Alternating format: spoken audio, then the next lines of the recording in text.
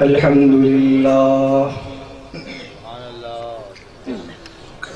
الحمد لله الذي هدانا سواء الطريق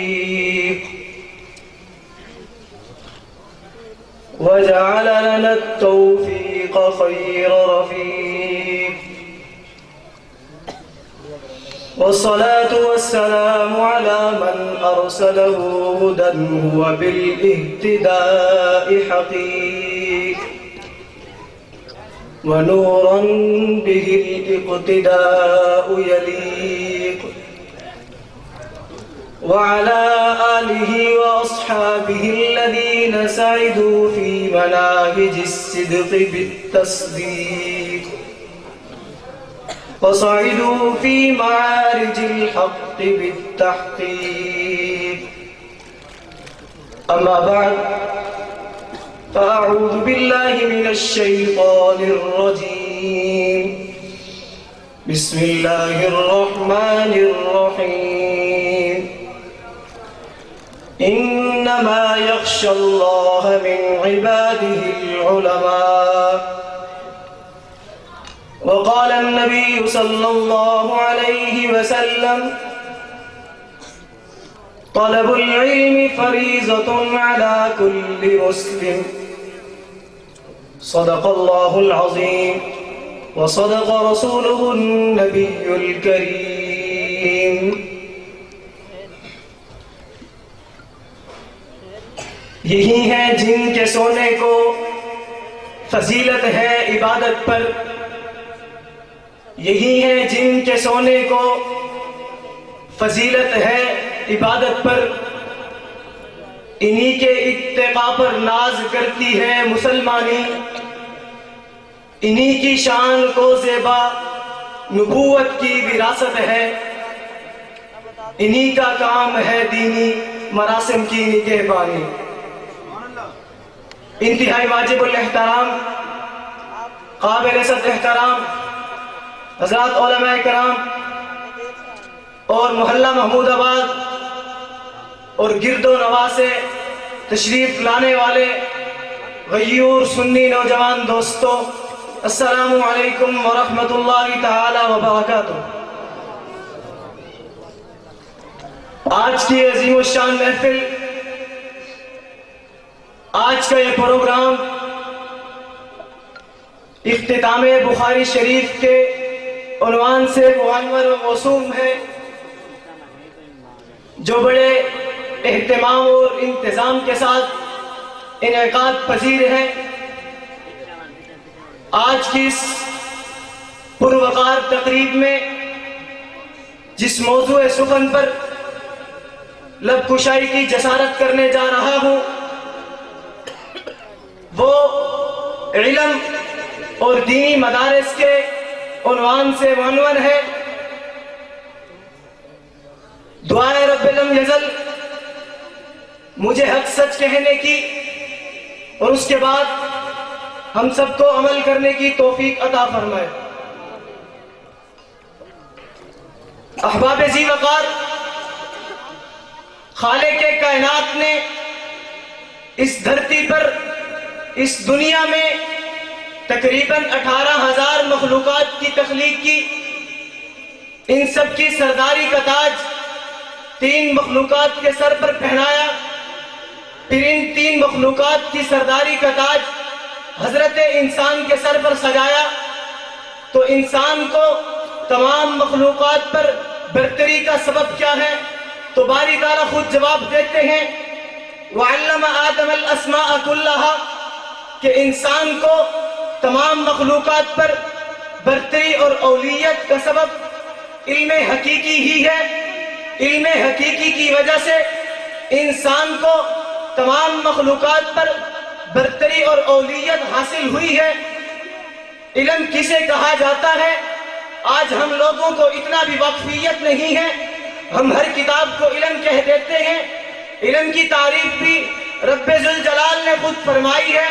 قرآن مجید فرقان حمید 22ویں پارے میں ارشاد خداوندی ہے: انما یخشی اللہ من عبادہ العلماء، کہ جس کو حاصل کر کے خدا کا خوف حاصل ہو تو جس کو پڑھنے کے بعد گناہوں کو چھوڑ کر نیکی کے راستے پر چلے، دوزخ کے راستے سے ہٹ کر جنت کے راستے پر گامزن ہو جائے، کہ جس کو حاصل کرنے کے بعد شیطان کی اتباع کو چھوڑ کر خدا اور رسول کی اتباع کرنے لگے، اس کو علم کہا جاتا ہے۔ جس سے خشیت الہی حاصل نہ ہو، جس سے خدا کا خوف حاصل نہ ہو، وہ فنون تو کہلانے کے حقدار ہیں، ان کو فنون تو کہہ سکتے ہیں، وہ علوم کہلانے کا حق بالکل بھی نہیں رکھتے۔ سامعین مکرم، اسی علم کی اہمیت و فوقیت کو بیان کرنے کے لیے بے شمار آیات قرآنی اور احادیث رسول موجود ہیں۔ میں وقت کی قلت و نزاکت کو مد نظر رکھتے ہوئے چند کا بالاختصار ذکر آپ کے سامنے ضروری سمجھتا ہوں۔ توجہ کیجئے گا سامعین محترم، ارشاد خداوندی ہے قُلْ هَلْ يَسْتَوِي الَّذِينَ يَعْلَمُونَ وَالَّذِينَ لَا يَعْلَمُونَ۔ دوسرے مقام پر ارشاد فرمایا فَلَوْلَا نَفَرَ مِن كُلِّ فِرْقَةٍ مِّنْهُمْ طَائِفَةٌ لِيَتَفَقَّهُوا فِي الدِّينِ۔ تیسری جگہ ارشاد خداوندی ہے فَاسْأَلُوا أَهْلَ الذِّكْرِ إِن كُنتُمْ لَا تَعْلَمُونَ۔ جس طرح علم کی اہمیت و فوقیت آیات قرآنی سے واضح ہے، اسی طرح بے شمار احادیث رسول میں بھی علم کے فضائل اور مناقب بیان کیے گئے ہیں۔ چنانچہ پاک پیغمبر کا پاک ارشاد ہے مَن يُرِدِ اللَّهُ بِهِ خَيْرًا يُفَقِّهْهُ فِي الدِّينِ۔ کبھی فرمایا کن عالما او متعلما، کبھی فرمایا طلب العلم فریضۃ علی کل مسلم۔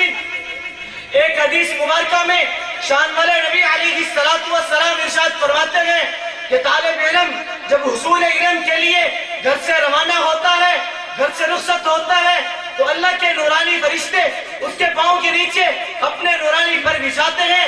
دوسری جگہ ارشاد فرمایا کہ طالب علم کے لیے اللہ کی تمام مخلوقات دعائیں کرتی ہیں، یہاں تک کہ مچھلیاں پانی میں دعا کرتی ہیں، پرندے فضاؤں میں دعا کرتے ہیں۔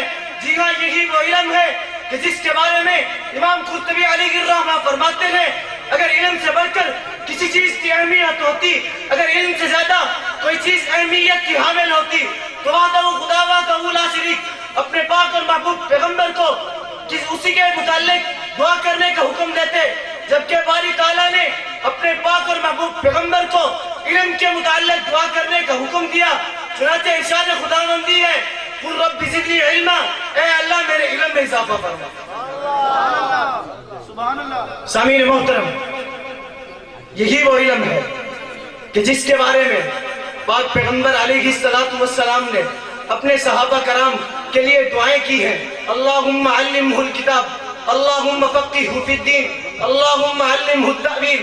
کبھی محبوب خدا فرماتے ہیں علم کا ایک باب سیکھ لینا 1000 نوافل سے کئی درجے بہتر ہے۔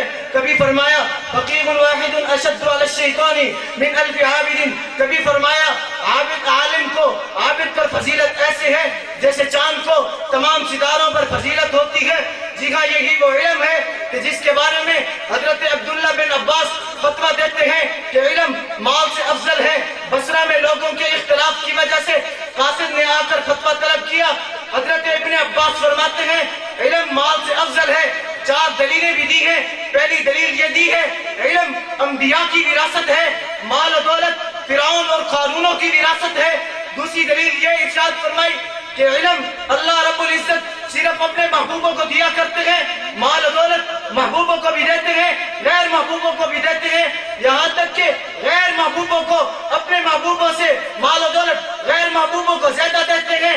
تیسری دلیل یہ ارشاد فرمائی کہ مال والا جب دنیا سے مر جاتا ہے تو اس کا تذکرہ اس کے مال کے ساتھ ہی ختم ہو جاتا ہے، لیکن علم والا جب اس دنیا سے رخصت ہوتا ہے اس کا تذکرہ اس کا چرچا ہمیشہ کے لیے رہتا ہے۔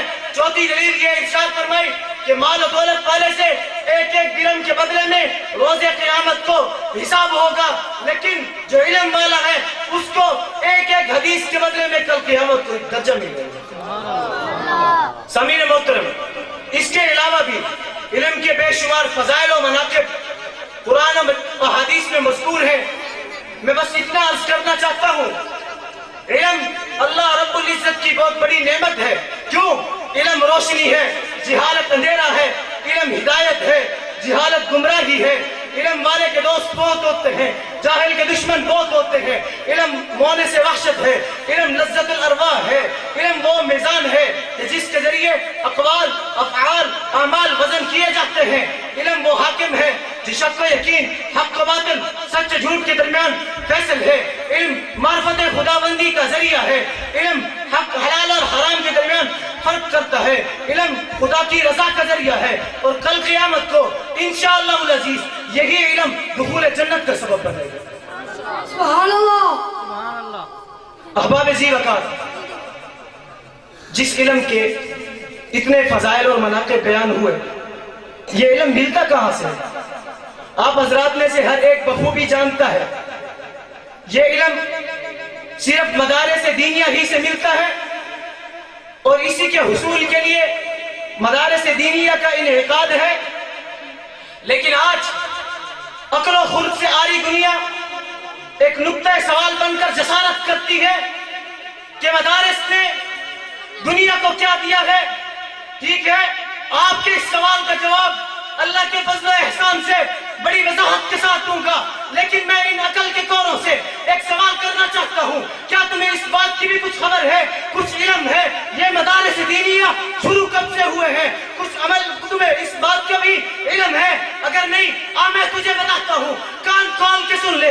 آج سے 14 صدیاں قبل تب تاجدار دو جہاں نے اپنی دعوت و فکر کی نبوت کی منور کرنوں کو قلوب مطہرہ میں سمانے کا ارادہ کیا. اس مقصد عظیم کے لیے مکی زندگی کے اندر دار ارقم کے ساتھ اور مدنی زندگی کے اندر صوفہ کے نام سے ایک دینی مدرسہ کی سنگ بنیاد رکھی تھی. وہ مدرسہ اگرچہ عمارت کے لحاظ سے بے وقت تھا, محل وقوع کے اعتبار سے بے حیثیت تھا, ظاہری آنبان میں باطن نہ تھا, اونچائی اور لمبائی میں بلا زیب و زینت تھا, لیکن دنیا کے سفید و سیاہ اور شاہد ہیں اس درسگاہ نبوی نے دنیا کے نشیب و فراز میں کیا کیا عمدہ کردار ادا کیا ہے. اس درسگاہ نبوی نے دنیا میں کیا کردار ادا کیا ہے. دنیا کا نقشہ بدل دیا, عقائد بدل دیے, سوچ بدل دی, فکر بدل دی. فاسق و فاجر تھے, زاہد و پارسا بن گئے, ڈاکو لٹیرے تھے, محافظ و نگہبان بن گئے, عرب کے چرواہے تھے, زمانے کے مقتدی اور امام بن گئے. جاہل تھا, عالم بن گیا, قطرہ تھا, دریا بن گیا. صدیوں کی دشمنیاں مواخات میں تبدیل ہو گئی. توجہ کیجئے گا, ابو بکر جب اس درسگاہ نبوی میں آیا تھا تو صرف ابو بکر تھا.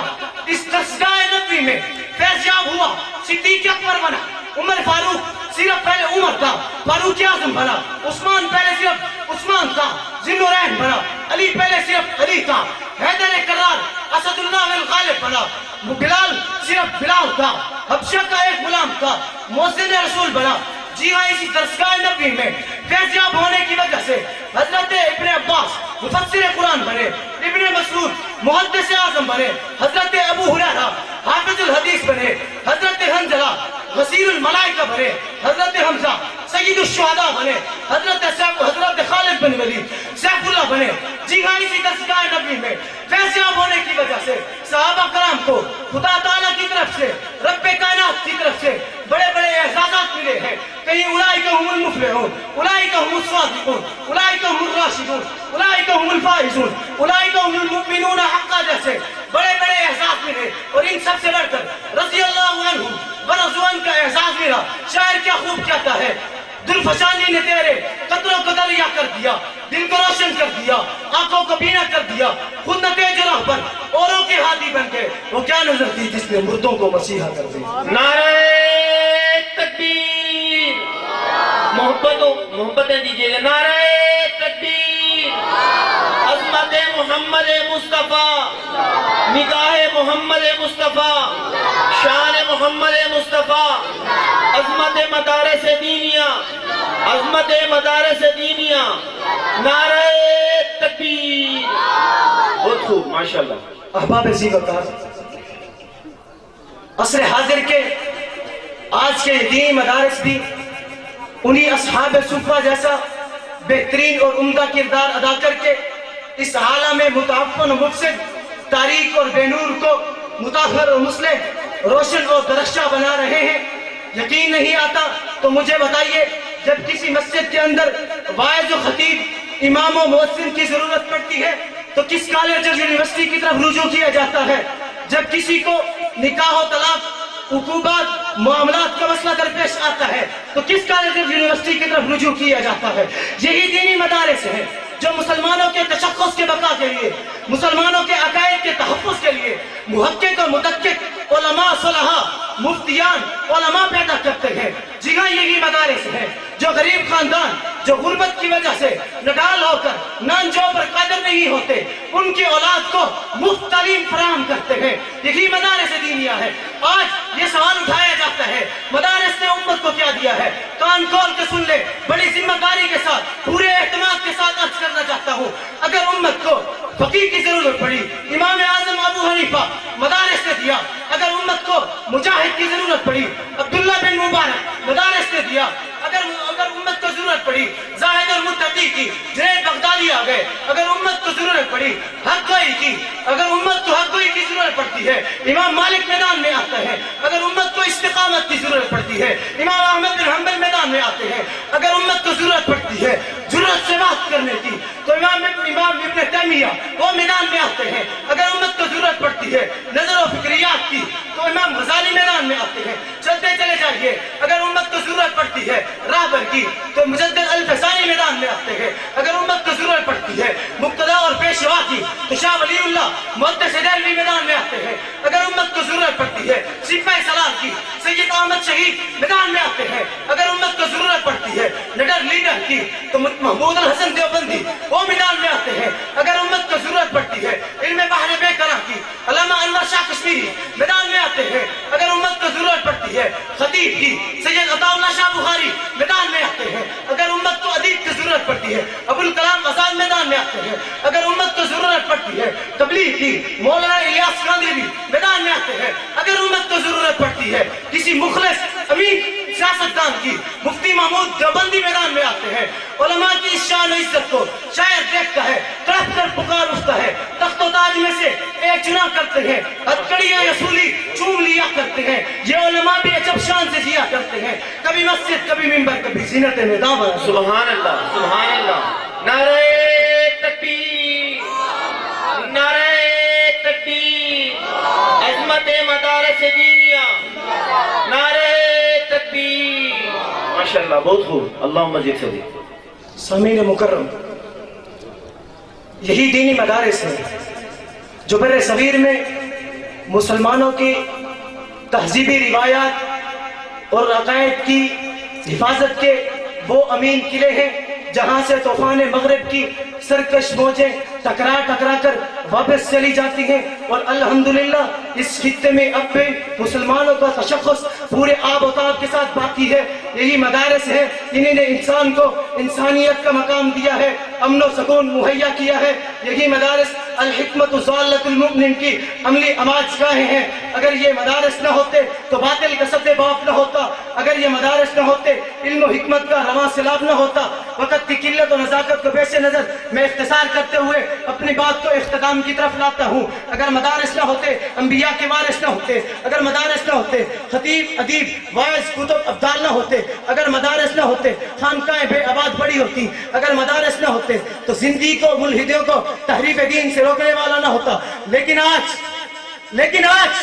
انہی مدارس کے خلاف پروپیگنڈا کیا جاتا ہے، مدارس پر دہشت گردی کا الزام لگایا جاتا ہے، مدارس سے عوام کو متنفر کیا جاتا ہے، انہی دینی مدارس پر کبھی مدارس کو کلوز کرنے کی دھمکی دی جاتی ہے، کبھی فنڈز روک دیا جاتا ہے، اکاؤنٹس بلاک کر دیے جاتے ہیں۔ لیکن انشاءاللہ ثم انشاءاللہ یہ مدارس دینیہ دین اسلام کے امین قلعوں کے چراغ امریکی دوروں پر ترکنے والے حکمران فرنگی اندھی تقلید میں گرفتار صحافیوں کی بھوکوں سے انشاءاللہ نہیں بجھایا جائے گا۔